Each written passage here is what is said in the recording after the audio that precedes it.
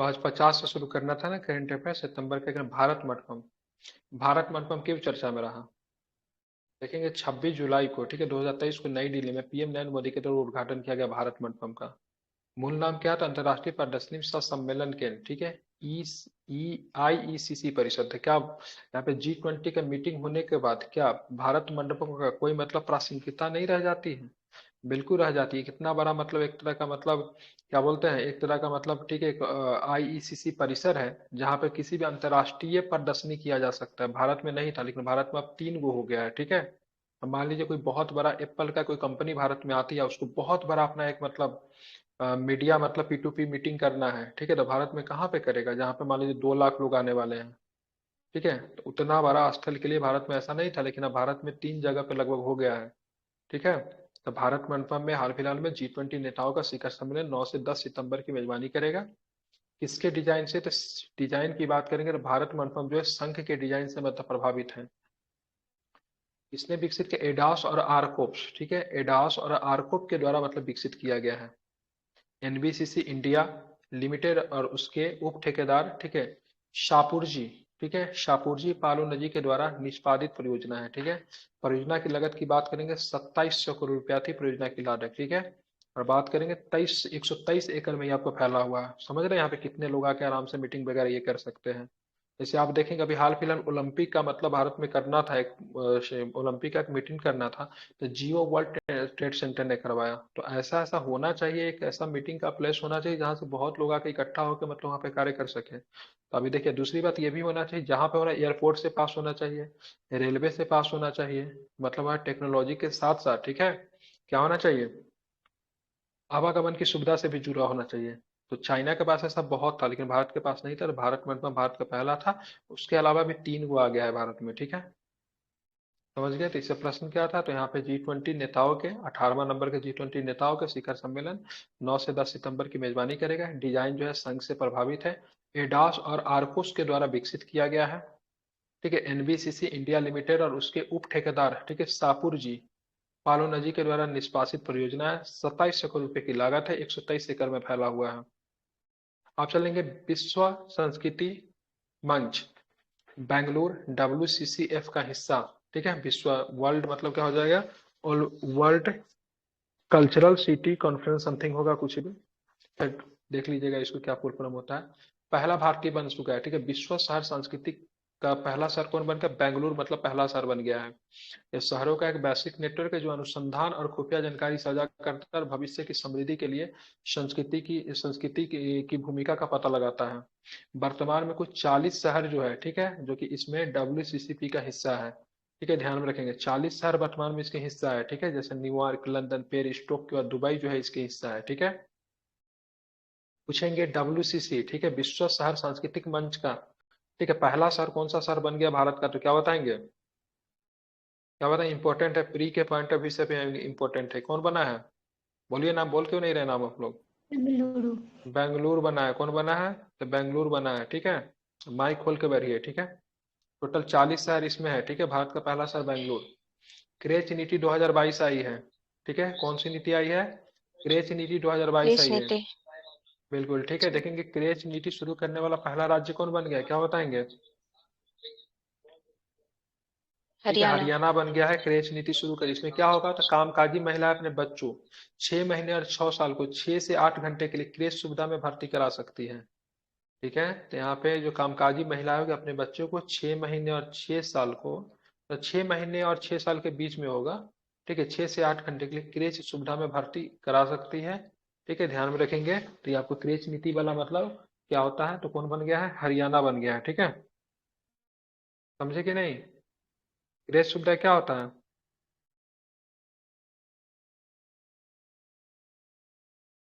क्या? क्रेच सुविधा पता? क्रेच सुविधा क्या होता है? वो बच्चों को डे केयर में जो रखते हैं ना। हाँ बिल्कुल ठीक है, बच्चों का डे केयर में जो है शिशु गृह जिसको नहीं बोलते हैं उसको बोलते हैं क्रेच सुविधा, ठीक है। अब जो कामकाजी महिलाएं जो जाएगी तो उनका बच्चा कहाँ रहेगा? या तो महिलाएं काम नहीं कर सकते, फिर बच्चे को मतलब वर्किंग प्लेस पे ले जाना अलाउ नहीं होता है, तो ऐसे कंडीशन में, ठीक है, बच्चे को मतलब देख रेख करने के लिए केयर टेकर के अंदर में रख सकती है। जैसे अभी देखते हैं प्ले स्कूल वगैरह होता है नहीं, तो अब बच्चा जाके कोई रॉकेट साइंस का पढ़ाई थोड़ी ना करता है। गार्जियन अपने आप से चिंता मुक्त होने के लिए 4 से 5 घंटा के लिए बच्चा को एक तरह से सौंप दिया जाता है, ठीक है। तो क्रेज को शिशुगृह कहते हैं, क्या कहते हैं? शिशुगृह। करंट अफेयर बहुत ही इंटरेस्टिंग है, बहुत ही बढ़िया सब्जेक्ट है, ठीक है, मन लगा के पढ़िएगा तो साल भर का करंट अफेयर स्पेक्ट्रम से परफेक्शन से कर लीजिएगा ना, मजा ही मजा आएगा एग्जाम में। ठीक है, बस मन लगा के कर लीजिए। देखिए 60 लोग है इसमें। याद ही नहीं रहता है ना, क्या?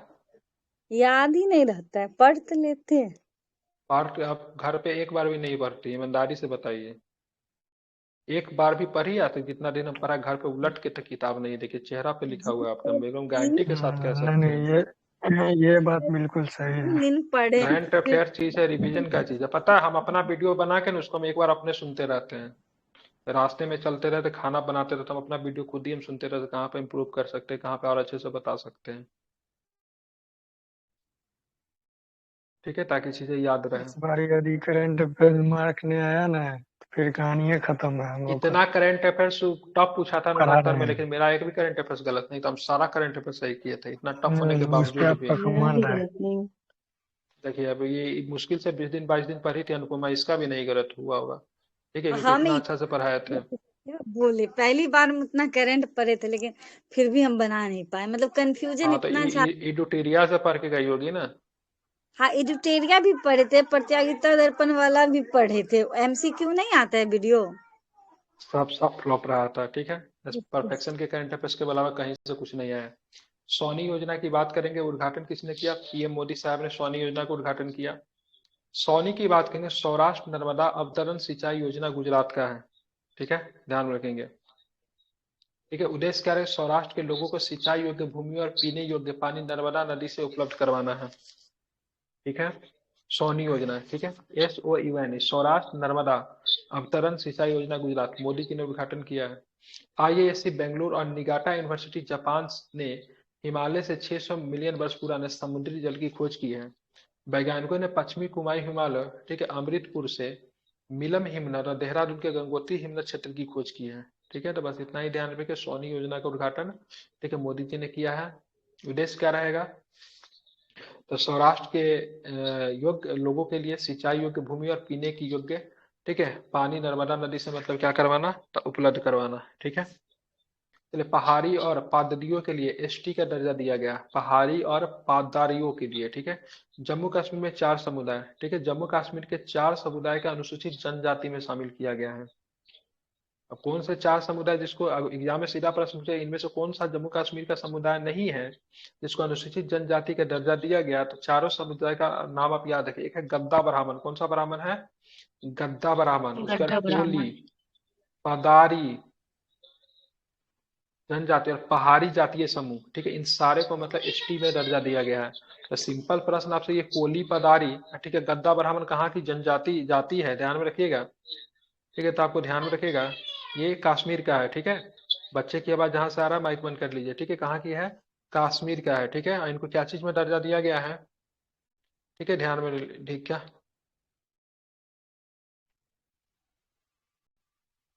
तो इसमें क्या चीज में दर्जा दिया गया, तो क्या बताएंगे? तो आपको ध्यान में रखना है, ठीक है, इनको ST समूह में दर्जा दिया गया है, ठीक है। पूनम जी, पहला क्लास है आज आपका ना?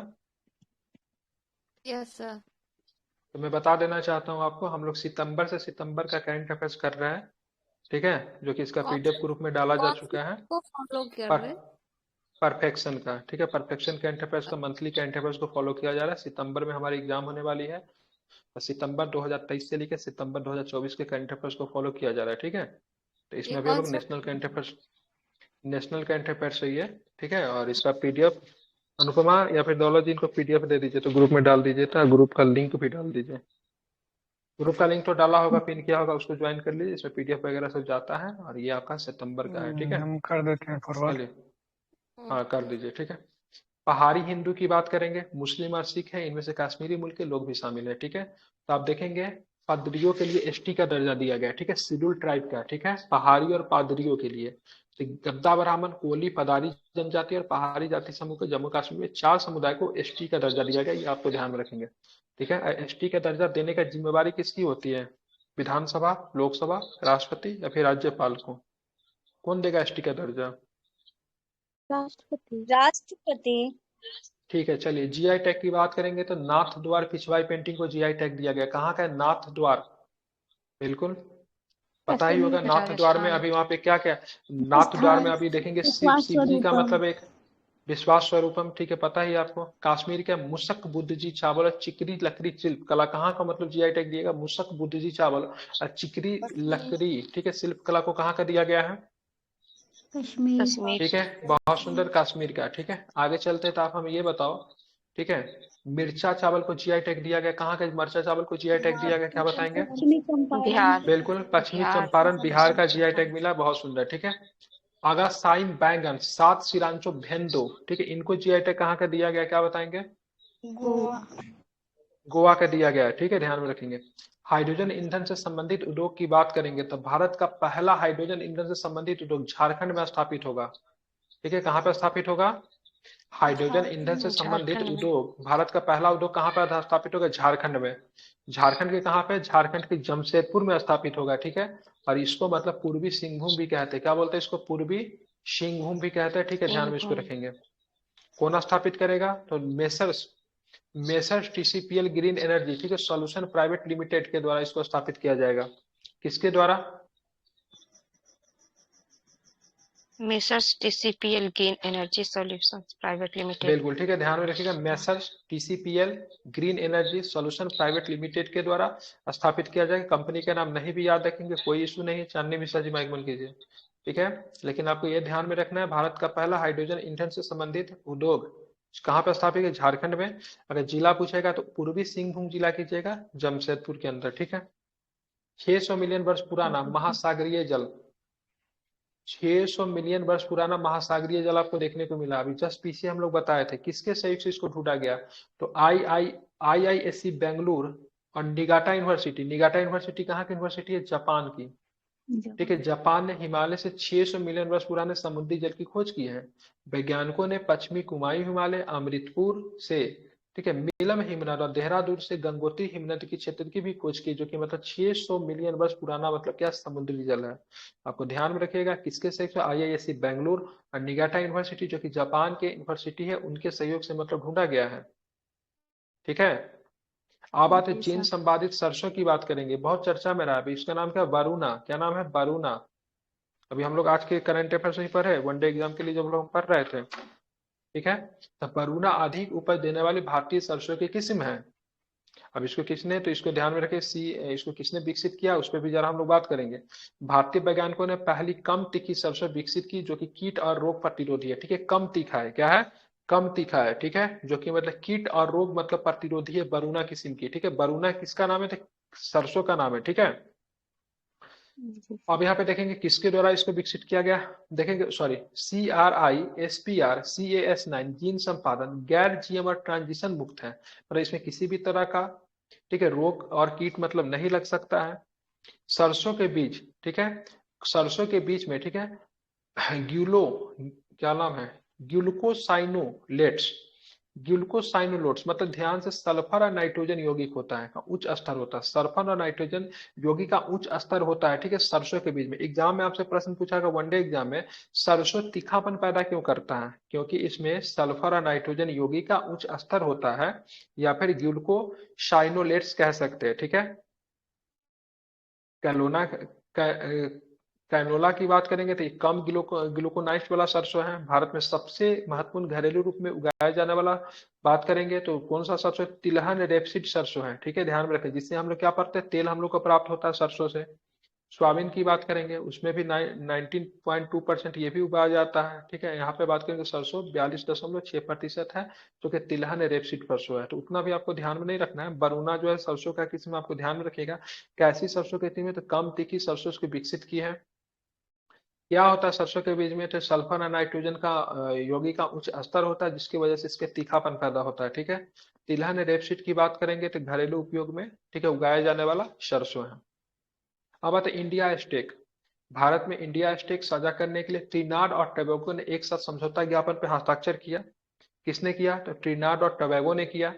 इंडिया स्टेक क्या है? तो खुले एप्लीकेशन प्रोग्रामिंग इंटरफेस का एक संग्रह है, जिनका उद्देश्य बड़े पैमाने पर पहचान, डेटा और भुगतान सेवाओं को सुविधाजनक बनाना है। ठीक है, किसमें? इंडिया स्टेक में बात करेंगे तो इंडिया स्टेक साझा करने के लिए ट्रिनिडाद और टोबैगो के साथ एक समझौता ज्ञापन पर हस्ताक्षर किया गया।